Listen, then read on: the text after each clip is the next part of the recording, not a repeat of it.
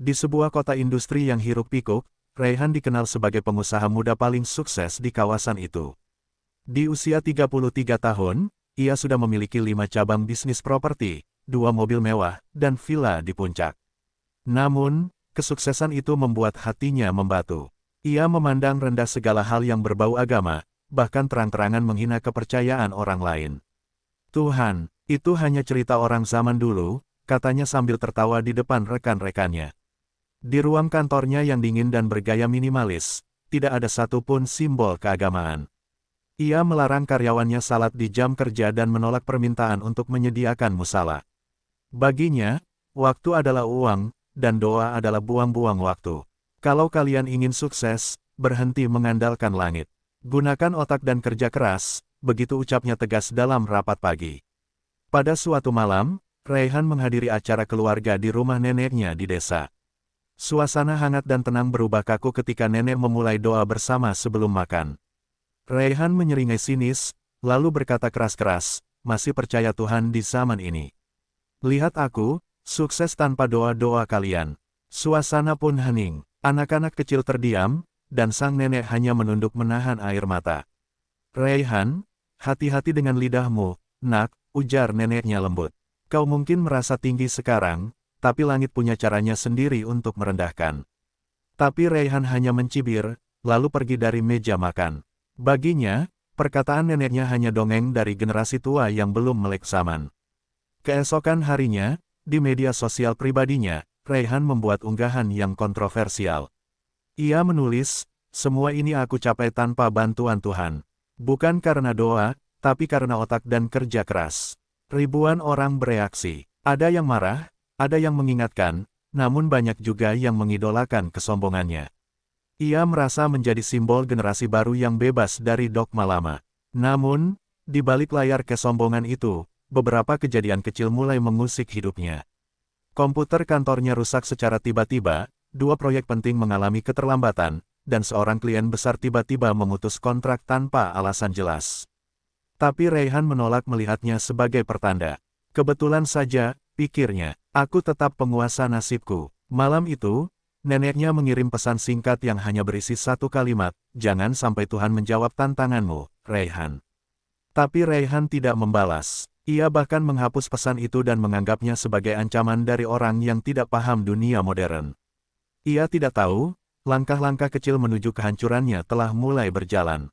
Dan ketika langit benar-benar menjawab, Raihan akan mengingat kembali betapa sombong lidahnya pernah menggugat kekuasaan Tuhan. Beberapa hari setelah kejadian di rumah neneknya, Raihan kembali ke kota dengan perasaan puas. Ia merasa telah menunjukkan bahwa dunia telah berubah, bahwa logika dan materi lebih berkuasa daripada hal-hal yang menurutnya kuno seperti doa dan ibadah. Di mobil mewahnya, ia memutar lagu keras-keras dan berkata dalam hati, aku bukan boneka langit. Aku arsitek takdirku sendiri. Namun, dalam hati kecilnya, ada sesuatu yang mulai terusik. Ia tak bisa melupakan tatapan mata neneknya saat mengucapkan doa, meski suaranya gemetar. Ada ketenangan yang aneh, seolah sang nenek sedang berbicara pada seseorang yang benar-benar ada. Tapi lagi-lagi, Raihan mengusir pikiran itu. Ia menyibukkan diri dalam rapat dan proyek-proyek ambisiusnya. Suatu hari, seorang karyawan barunya, Dimas, yang dikenal taat beragama, meminta izin untuk salat zuhur di kantor. Raihan menatapnya dengan sinis. Kamu kesini untuk kerja, bukan untuk sembahyang. Kalau kamu masih hidup di abad pertengahan, lebih baik kerja di pesantren. Dimas hanya menunduk dan mundur pelan, tak berkata apa-apa. Kata-kata Raihan menyebar cepat di antara para karyawan. Suasana kantor menjadi tegang, penuh ketakutan dan bisik-bisik. Banyak dari mereka mulai menyembunyikan keimanan mereka. Mereka tahu, satu kata yang salah soal agama bisa membuat mereka dipecat. Raihan membangun tembok arogan di sekeliling dirinya, tembok yang tak hanya menjauhkan manusia, tapi juga menjauhkan nurani. Malam itu, Raihan pulang larut dan mendapati ibunya menelepon, memintanya menjenguk nenek yang sedang sakit. Ia menolak, aku sibuk, Bu. Lagi pula, nenek sudah tua. Wajar kalau sakit. Ia tak tahu bahwa saat itu, sang nenek sedang terbaring lemah, dan masih menyebut-nyebut namanya dalam doa.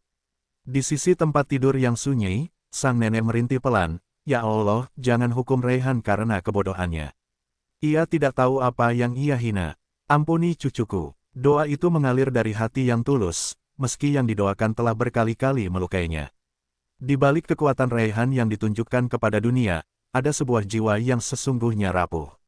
Ia mulai kehilangan tidur, mimpi buruk menghampiri malamnya. Dalam mimpi itu, ia berdiri di tengah gelap, dan ada suara yang berkata, "Kau menantang aku. Maka kau akan melihat siapa yang sesungguhnya berkuasa." Tapi di siang hari, Raihan tetap menjadi singa sombong di antara manusia. Ia belum tahu bahwa perlahan, satu persatu sandaran hidupnya akan ditarik dari bawah kakinya. Hari-hari berlalu, dan Raihan semakin terpaku pada kejayaannya. Ia baru saja menandatangani kontrak besar dengan investor luar negeri, proyek apartemen mewah yang digadang-gadang akan membuatnya masuk dalam jajaran 100 pengusaha muda paling berpengaruh di Asia. Ia berdiri di depan kaca gedung kantornya yang menjulang, menatap kota dengan penuh rasa tak terkalahkan. "Lihatlah, dunia ada di bawah kakiku," ucapnya dengan senyum angkuh. Ia mulai mengadakan pesta-pesta besar, mengundang pejabat dan selebritas. Dalam satu acara makan malam di Hotel Bintang 5, salah seorang tamu berdoa sebelum makan. Raihan tertawa dan berkata, "Kalian masih percaya makanan ini datang karena Tuhan? Ini hasil kerja keras manusia, bukan karunia dari langit." Banyak tamu tertawa ikutannya, tapi ada juga yang terdiam tak nyaman mendengarnya. Beberapa kolega bisnis sebenarnya mulai menjauh darinya secara perlahan. Mereka khawatir akan ucapannya yang sering menghina agama di tempat umum. Tapi Raihan tak peduli. Jika mereka tak tahan dengan kejujuran dan kekuatan pikiranku, mereka bukan partner sejati, katanya dalam hati. Ia semakin keras kepala dan merasa semakin benar dalam keangkuhannya. Tak hanya itu, Raihan juga mulai merusak simbol-simbol keagamaan di sekelilingnya. Ketika mengunjungi cabang perusahaannya di daerah, ia memerintahkan untuk mencopot kaligrafi Arab dari dinding. Ia menyebutnya sebagai ornamen kuno yang tak produktif. Ia bahkan menyuruh bawahannya untuk mengganti salam dengan sapaan netral, tanpa embel-embel keagamaan. Di rumah, ibunya hanya bisa menangis diam-diam. Setiap malam, ia mendoakan Raihan agar hatinya dilembutkan. "Ya Allah, Engkau tahu aku sudah tak tahu cara menasihatinya. Hanya Engkau yang bisa menyentuh jiwanya," liris sang ibu di atas sajadah. Tapi Raihan sudah tak pernah pulang, bahkan ketika sang ayah jatuh sakit, ia hanya mengirim uang lewat sopir pribadinya. Suatu malam, Raihan bermimpi dirinya berada di sebuah padang luas yang sangat kering dan sunyi. Ia berdiri sendirian, dan dari langit turun suara berat yang berkata, "Engkau telah menolak aku. Maka aku pun akan menarik tanganku dari hidupmu."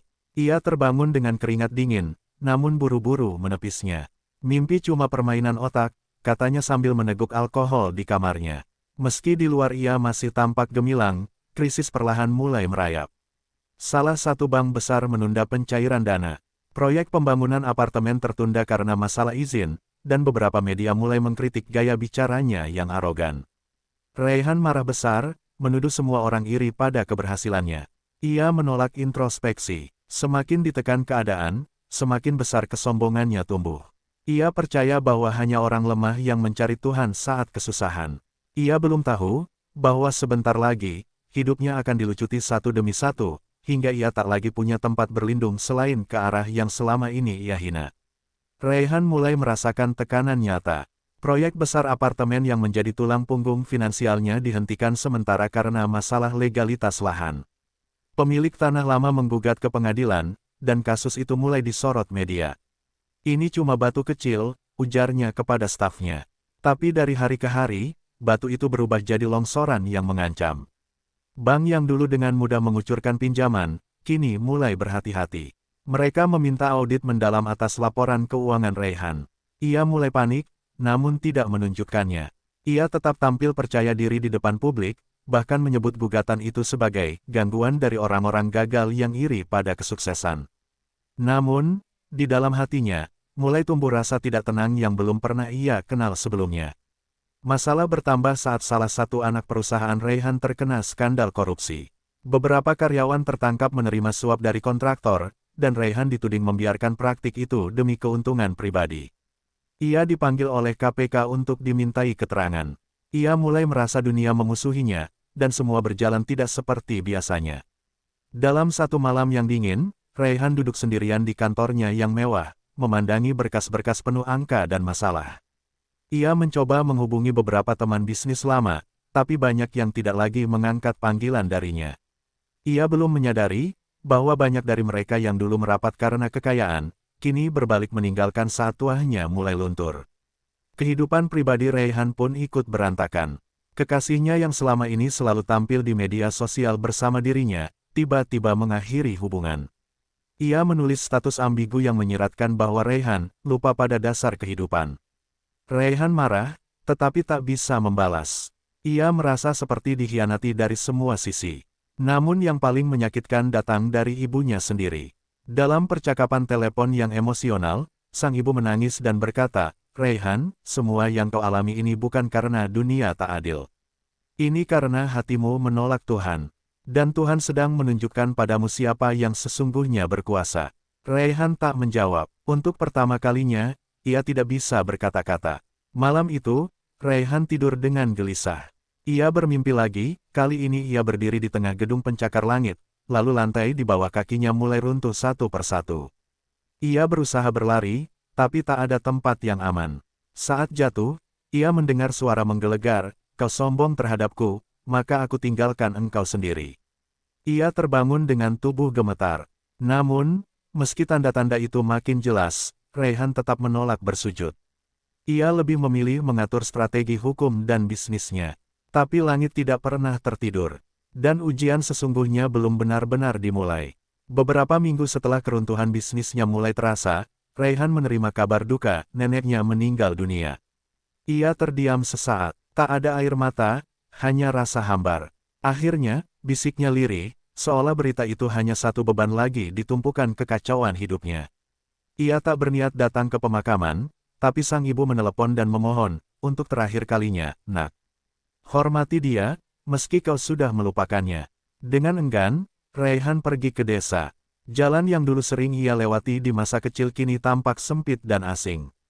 Wajah-wajah para tetangga memandangnya dengan tatapan campur aduk, antara heran, prihatin, dan marah. Ketika ia tiba, prosesi penguburan hampir selesai. Ia hanya berdiri dari jauh, tak mendekat. Tangannya terkepal, seolah menahan perasaan yang tak ingin ia akui. Di ujung liang lahat, seorang anak kecil membaca doa dengan suara lirih tapi tulus. Suasana hening. Raihan tak mengerti satupun isi doa itu, tapi suara anak itu terasa menusuk ke dalam hatinya. Ia merasa seperti dihakimi oleh sesuatu yang tak kasat mata. Seketika, ia teringat pada masa kecilnya, ketika ia masih duduk di pangkuan sang nenek dan diajarkan menyebut nama Tuhan dengan lembut. Setelah semua orang pergi, Raihan mendekat ke pusara. Ia berdiri lama, tak tahu harus berbuat apa. Angin sore menghembus pelan, dan seolah dari dasar bumi itu, ia mendengar bisikan, "Aku sudah tak bisa lagi berdoa untukmu, Raihan, sekarang giliranmu mencari Tuhan sendiri." Raihan mundur beberapa langkah, napasnya tercekat. Hatinya bergetar. Sepanjang perjalanan pulang ke kota, Raihan diam. Tak ada lagu, tak ada telepon, hanya pikirannya sendiri yang gaduh. Ia mengingat kata-kata sang nenek, "Jangan sampai Tuhan menjawab tantanganmu." Sekarang, semuanya mulai masuk akal. Ia mulai menyadari bahwa setiap kehancuran yang terjadi bukanlah kebetulan. Namun, egonya masih berperang. Ia berkata dalam hati, "Mungkin ini hanya fase. Aku akan bangkit lagi. Aku bisa, tanpa siapapun." Tapi untuk pertama kalinya, suara itu tak lagi setegas biasanya. Ada keraguan, ada celah dalam kesombongannya, dan celah itu terus membesar dari hari ke hari. Di malam ketiga setelah pemakaman, Raihan bermimpi lagi. Kali ini ia melihat pusara neneknya, namun dari dalam tanah muncul tangan keriput yang menunjuk ke langit. Suara sang nenek terdengar lembut, "Waktu Tuhan tidak akan menunggumu, Raihan." Ia terbangun dengan napas memburu dan peluh dingin membasahi tubuh. Raihan menatap langit dari jendela kamarnya. Untuk pertama kalinya, ia berkata dalam hati dengan jujur, "Jika engkau benar ada, kenapa aku tak bisa merasakanmu?" Pertanyaan itu mengendap, tak ada jawaban malam itu. Tapi langit telah memulai percakapannya. Dan Raihan belum sadar bahwa air mata yang sesungguhnya akan segera turun. Sejak pemakaman neneknya, hidup Raihan tak lagi sama. Ia mencoba kembali mengendalikan perusahaannya, tapi semuanya berantakan. Kantor pusat diteror oleh wartawan karena kasus suap, para investor menarik diri, dan audit dari pemerintah menemukan banyak kejanggalan yang selama ini ditutup-tutupi oleh tim keuangannya. Raihan berdiri di tengah badai, tak lagi memiliki siapapun untuk disalahkan. Di minggu itu juga, Raihan mendapat kabar bahwa aset-aset pribadinya mulai dibekukan. Mobil mewah disita, rekening diblokir, villa di puncak disegel. Dalam sekejap, semua kebanggaan yang dulu ia pamerkan lenyap seperti debu ditiup angin. Orang-orang yang dulu memujanya kini menjauh, seolah ia wabah yang harus dihindari. Raihan duduk sendirian di apartemen kosongnya. Tanpa pelayan, tanpa kekasih, tanpa panggilan dari dunia luar. Handphonenya hanya berisi notifikasi tagihan dan surat panggilan pengadilan. Ia menatap dinding bisu dan akhirnya menangis, bukan karena kehilangan harta, tapi karena hancurnya harga diri. "Kenapa semua ini terjadi padaku?" ujarnya lirih, meski dalam hatinya tahu jawabannya. Pada malam yang paling sepi, Raihan menggigil karena demam. Ia terlalu lelah untuk pergi ke rumah sakit, dan terlalu malu untuk meminta bantuan siapapun. Ia mengambil selimut tipis dan meringkuk di pojok ruangan. Dalam keadaan setengah sadar, ia kembali bermimpi. Kali ini, ia melihat dirinya duduk di tepi jurang yang dalam, dan dari balik kabut muncul suara yang berkata, "Masihkah engkau sombong terhadapku?" Ia terbangun dengan tubuh lemas, dan hati yang kosong. Tak ada tenaga untuk berdiri, hanya air mata yang mengalir tanpa diminta. Ia menatap langit-langit kamar, lalu berbisik pelan, "Tuhan, jika Kau benar-benar ada, tolong aku. Aku sudah tidak kuat." Itu adalah kali pertama dalam bertahun-tahun ia menyebut nama Tuhan bukan untuk menghina, tapi untuk memohon. Esoknya, ia memberanikan diri pulang ke rumah ibunya. Ibunya kaget melihat Raihan yang kurus, pucat, dan tampak seperti orang kalah. Namun, tanpa sepatah kata pun, sang ibu memeluknya erat. Tangisan Raihan pecah seketika. Ia tersungkur di pelukan ibunya dan berkata, "Bu, aku hancur. Aku salah, aku sombong, aku hina Tuhan, Bu." Sang ibu tak membalas dengan amarah, hanya mengelus rambut anaknya sambil berkata, "Kamu tidak benar-benar hancur, Nak. Kamu justru sedang dibangun ulang. Tapi kali ini bukan dengan keangkuhanmu, melainkan dengan kehendaknya." Raihan menangis lebih keras. Semua dinding kesombongan dalam dirinya runtuh hari itu. Di malam itu, untuk pertama kalinya sejak remaja, Raihan mengambil wudhu dan menunduk di atas sajadah pemberian neneknya dulu. Ia tak bisa membaca banyak doa, hanya menangis sambil berucap, "Ampuni aku, Tuhan, aku kembali." Hari-hari Raihan di rumah ibunya menjadi titik awal perjalanan baru. Ia mulai membaca kembali Al-Quran terjemahan yang dulu dibelikan neneknya saat remaja. Setiap kata terasa menusuk, seperti cermin yang memperlihatkan betapa kotornya hati yang dulu ia banggakan. Ia menangis hampir setiap malam, bukan karena kehilangan dunia, tapi karena baru sadar betapa jauh ia telah meninggalkan Tuhan. Ia mulai belajar salat perlahan-lahan. Awalnya kaku, sering salah gerakan, tapi tak ada yang menertawakan. Hanya sang ibu yang sabar mendampingi. Di sujud pertamanya, Raihan menangis sejadi-jadinya. Ia merasa begitu kecil di hadapan Tuhan yang selama ini ia hina. "Ya Allah, aku kembali, jangan Kau tinggalkan aku lagi," bisiknya dalam sujud yang panjang. Masyarakat sekitar yang dulu mencibir, kini mulai melihat perubahan nyata pada Raihan. Ia yang dulu arogan dan kasar, kini menjadi pendiam, sopan, dan banyak meminta maaf. Ia mendatangi Dimas, mantan karyawannya yang dulu ia hina karena salat di kantor, dan memohon maaf. Dimas menatapnya haru, lalu memeluknya tanpa berkata apa-apa. Air mata Raihan kembali mengalir. Suatu hari, ia mengunjungi masjid kecil tempat neneknya biasa beribadah. Ia duduk lama di teras, memandangi sajadah usang yang digantung di dinding. Ia teringat ucapan neneknya, "Satu-satunya tempat kau bisa kembali meski seluruh dunia menolakmu, adalah Tuhan." Ia bersujud di sana, tak peduli siapa yang melihat. Raihan mulai aktif dalam kegiatan sosial kecil. Ia menggunakan sisa uangnya untuk membantu pembangunan ulang musola kecil dan membagikan sembako untuk keluarga miskin. Ia tak lagi mencari sorotan kamera, tak ingin terkenal, ia hanya ingin menebus dosa-dosanya. Orang-orang perlahan mulai menerima kehadirannya, bukan sebagai orang kaya, tapi sebagai manusia yang kembali sadar akan siapa dirinya. Tiap malam Jumat, ia rutin membaca surah Yasin dan mengirimkan doa untuk neneknya. Ia tahu bahwa semua jalan ini, semua ujian, semua luka, adalah cara Allah menjawab doa sang nenek. Raihan kini percaya, tak ada doa yang benar-benar hilang, hanya tertunda sampai waktu yang ditetapkan Tuhan. Meski masa lalunya kelam, Raihan tidak ingin menutupinya. Ia justru sering membagikan kisahnya di forum-forum kecil atau kajian pemuda masjid. Ia berkata, "Saya dulu menghina Tuhan. Saya tertawa saat orang berdoa.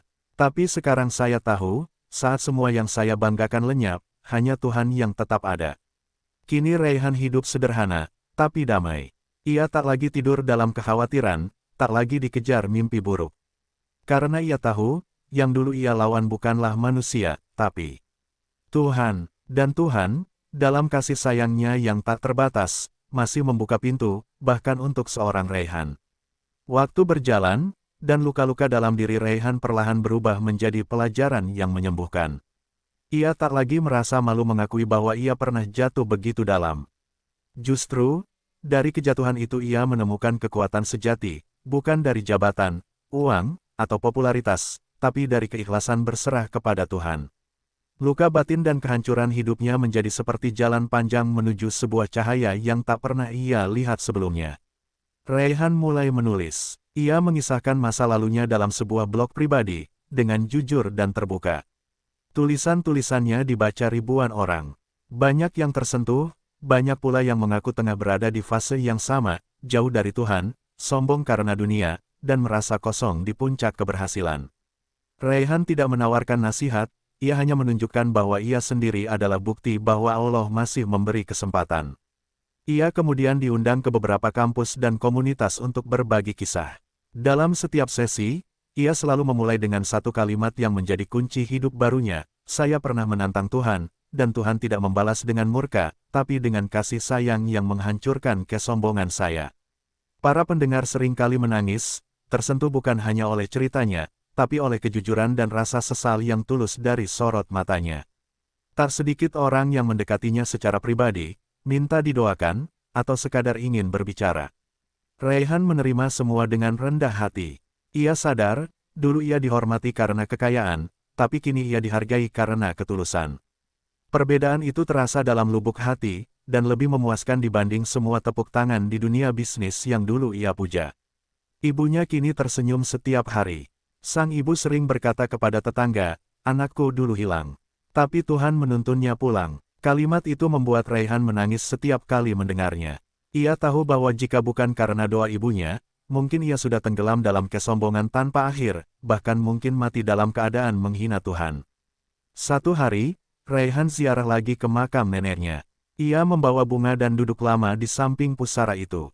Di sana, ia membaca surat Yasin dengan suara pelan. Setelah selesai, ia menunduk dalam, dan berkata, "Mbah, Raihan sekarang tahu. Tuhan itu tidak butuh dihormati. Tapi manusia butuh Tuhan untuk tidak tersesat." Angin berhembus lembut, dan hatinya terasa lapang. Raihan pun membuat keputusan besar, ia menjual sisa saham perusahaannya dan menggunakan dana itu untuk membangun pesantren kecil bagi anak-anak yatim. Ia ingin hidupnya berarti, bukan dalam angka-angka di rekening, tapi dalam setiap hati yang terbantu. Ia ingin menutup lembaran hidupnya dengan amal, bukan arogansi. Kini, luka-lukanya telah menjadi bekas yang ia peluk dengan syukur. Karena justru lewat luka itu, Tuhan menjamah hatinya. Dan bagi Raihan, itulah obat paling mujarab, pertolongan dari langit yang datang di saat ia paling hina, namun justru disambut dengan cinta. Tahun-tahun berlalu, dan kehidupan Raihan berubah sepenuhnya. Ia bukan lagi Raihan sang pengusaha besar, melainkan Raihan sang pembelajar dan pembimbing jiwa-jiwa muda. Pesantren kecil yang ia bangun kini ramai dengan anak-anak yatim dan santri dari berbagai daerah. Mereka bukan hanya belajar agama, tapi juga diajari bisnis yang jujur, tanggung jawab, dan pentingnya iman dalam setiap langkah hidup. Raihan tidak mengambil keuntungan dari pesantrennya. Semua dikelola sebagai amanah. Ia hidup sederhana, bahkan tidur di kamar kecil di belakang dapur bersama para pengurus. Tapi dari wajahnya terpancar ketenangan yang tidak pernah ia miliki saat berada di puncak kekayaan. "Aku tidak kaya secara harta, tapi aku lebih kaya dari siapapun. Secara hati," ucapnya suatu hari kepada seorang santri. Ia mulai dianggap guru oleh banyak orang, meski ia sendiri selalu menolak disebut demikian. "Aku bukan guru, aku hanya orang yang pernah berjalan dalam kegelapan dan diberi kesempatan untuk melihat cahaya," katanya rendah hati. Ceramah-ceramahnya menyentuh karena berasal dari pengalaman nyata, bukan teori belaka. Raihan sering mengingat malam-malam sunyi saat ia terkapar di lantai apartemennya, sendirian dan kehilangan segalanya. Kini, setiap kali ia sujud, ia bersyukur karena pernah dihancurkan. Kalau Tuhan tak pernah menamparkan aku dengan keras, aku mungkin masih merasa jadi Tuhan kecil di dunia ini, ucapnya suatu hari dalam salah satu tausiahnya. Ibunya menjadi saksi hidup perubahan luar biasa anaknya. Di usia senja, sang ibu merasa hidupnya lengkap. Tak ada yang lebih membahagiakan daripada melihat anak kembali ke jalan Tuhan, katanya sambil menggenggam tangan Raihan dengan air mata haru. Setiap langkah Raihan kini terasa seperti penggenapan dari semua doa yang dulu dipanjatkan dalam sepi. Suatu malam, Raihan bermimpi. Ia kembali melihat neneknya, duduk di beranda rumah kayu dengan wajah tenang. Cahaya itu sudah ada di hatimu sekarang, Raihan. Jaga, dan sebarkan, ucapnya. Saat terbangun, Raihan menangis, namun tidak lagi karena sesal, melainkan karena syukur yang dalam. Raihan mulai menulis buku tentang perjalanan hidupnya. Ia beri judul, Tersungkur dan Diangkatnya. Buku itu menjadi inspirasi bagi banyak orang, khususnya mereka yang tersesat dalam kesombongan dan merasa terlalu jauh untuk kembali. Raihan ingin semua tahu, tidak ada manusia terlalu kotor untuk disucikan oleh Tuhan, selama masih mau menangis dan kembali. Dan dalam kesunyian malam yang sering ia isi dengan doa, Raihan tahu, jalan gelap yang dulu ia lalui ternyata adalah jalan yang menuntunnya pada terang. Bukan jalan lurus dari awal, tapi jalan berliku yang penuh luka, namun justru luka itu yang membuka matanya untuk melihat cahaya sejati. Tahun-tahun berlalu, dan kehidupan Raihan berubah sepenuhnya. Ia bukan lagi Raihan sang pengusaha besar, melainkan Raihan sang pembelajar dan pembimbing jiwa-jiwa muda. Pesantren kecil yang ia bangun kini ramai dengan anak-anak yatim dan santri dari berbagai daerah. Mereka bukan hanya belajar agama, tapi juga diajari bisnis yang jujur, tanggung jawab, dan pentingnya iman dalam setiap langkah hidup. Raihan tidak mengambil keuntungan dari pesantrennya. Semua dikelola sebagai amanah. Ia hidup sederhana, bahkan tidur di kamar kecil di belakang dapur bersama para pengurus. Tapi dari wajahnya terpancar ketenangan yang tidak pernah ia miliki saat berada di puncak kekayaan. Aku tidak kaya secara harta, tapi aku lebih kaya dari siapapun secara hati, ucapnya suatu hari kepada seorang santri. Ia mulai dianggap guru oleh banyak orang, meski ia sendiri selalu menolak disebut demikian. Aku bukan guru, aku hanya orang yang pernah berjalan dalam kegelapan dan diberi kesempatan untuk melihat cahaya, katanya rendah hati. Ceramah-ceramahnya menyentuh karena berasal dari pengalaman nyata, bukan teori belaka. Raihan sering mengingat malam-malam sunyi saat ia terkapar di lantai apartemennya, sendirian dan kehilangan segalanya. Kini, setiap kali ia sujud, ia bersyukur karena pernah dihancurkan. Kalau Tuhan tak pernah menamparkan aku dengan keras, aku mungkin masih merasa jadi Tuhan kecil di dunia ini, ucapnya suatu hari dalam salah satu tausiahnya. Ibunya menjadi saksi hidup perubahan luar biasa anaknya. Di usia senja, sang ibu merasa hidupnya lengkap. Tak ada yang lebih membahagiakan daripada melihat anak kembali ke jalan Tuhan, katanya sambil menggenggam tangan Raihan dengan air mata haru. Setiap langkah Raihan kini terasa seperti penggenapan dari semua doa yang dulu dipanjatkan dalam sepi. Suatu malam, Raihan bermimpi. Ia kembali melihat neneknya, duduk di beranda rumah kayu dengan wajah tenang. Cahaya itu sudah ada di hatimu sekarang, Raihan. Jaga, dan sebarkan, ucapnya. Saat terbangun, Raihan menangis, namun tidak lagi karena sesal, melainkan karena syukur yang dalam. Raihan mulai menulis buku tentang perjalanan hidupnya. Ia beri judul, Tersungkur dan Diangkatnya. Buku itu menjadi inspirasi bagi banyak orang, khususnya mereka yang tersesat dalam kesombongan dan merasa terlalu jauh untuk kembali. Raihan ingin semua tahu, tidak ada manusia terlalu kotor untuk disucikan oleh Tuhan, selama masih mau menangis dan kembali. Dan dalam kesunyian malam yang sering ia isi dengan doa, Raihan tahu, jalan gelap yang dulu ia lalui ternyata adalah jalan yang menuntunnya pada terang.